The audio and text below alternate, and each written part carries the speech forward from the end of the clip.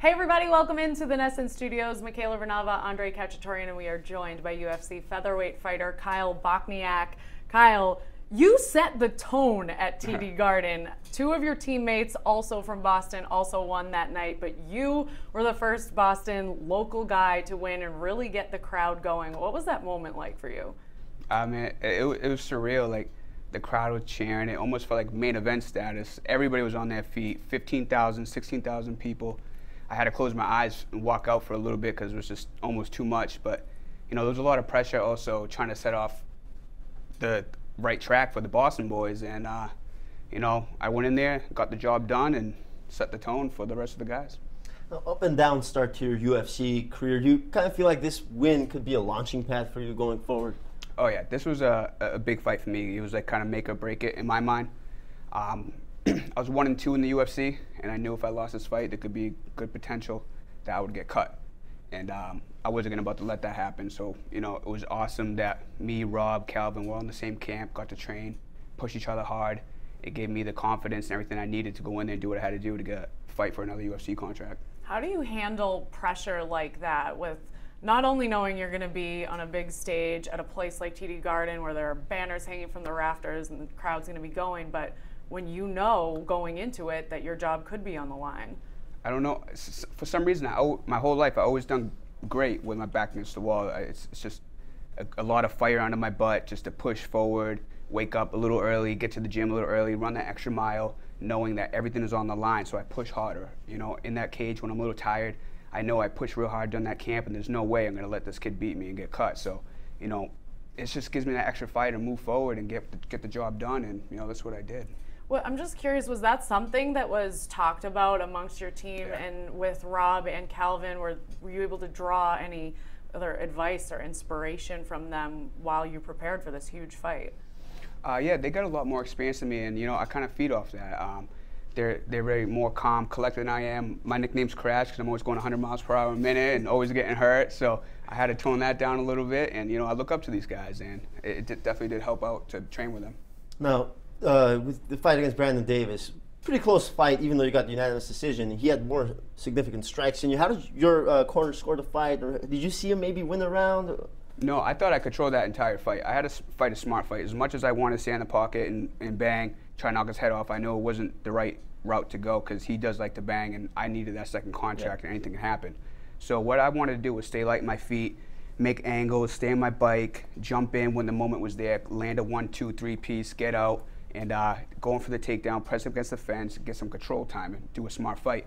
Once I won rounds 1 and 2, I knew I had to be smart in the third round. He's a cage animal. He's gonna try to come out and try to knock me out and get the finish. So I had to stay on my bike, press him against the fence, and do what I had to do to get the W. So that's what I did.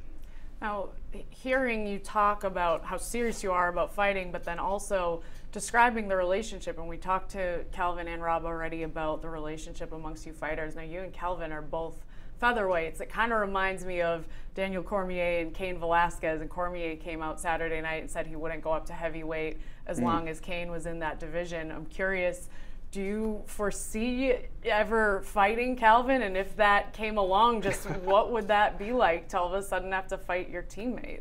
I don't think that will ever happen. You know, we're teammates and we're in the same management, and we help each other with camps. And, you know, if the day came that we needed to fight for a title and the money was right, I'm sure we would do it. You know, it's a good fight, but, you know, we're teammates and we're friends, and we just help each other get better.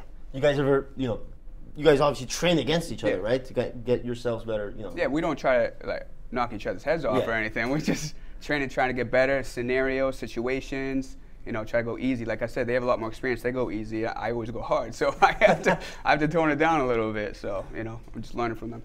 Now, being from the area, are you a big Boston sports fan? Oh yeah, huge Boston sports fan. I grew up here my whole life. Grew up in Gloucester. Huge Patriots fan. You know.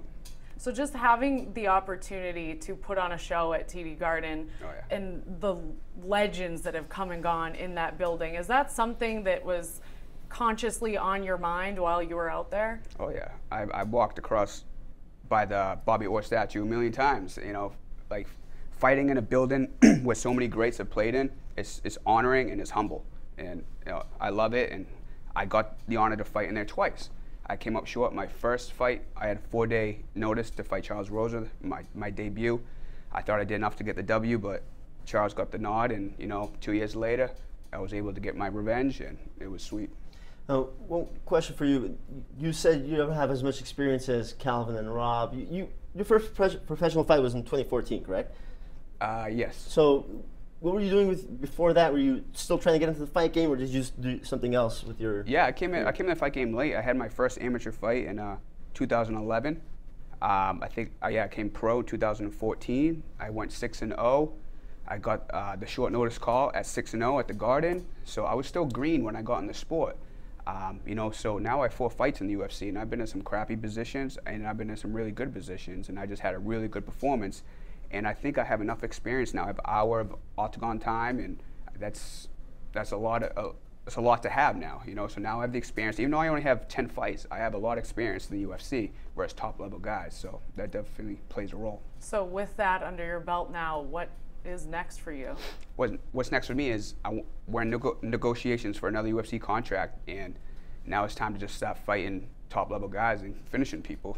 I started the card off right. Rob finished someone. Almeida, Calvin finished Burgos. I didn't get the finish, but it's time to start finishing people now. All right. Awesome. Well, good luck, and thanks so much for joining us. I Happy to have appreciate you in here. Thank you so much.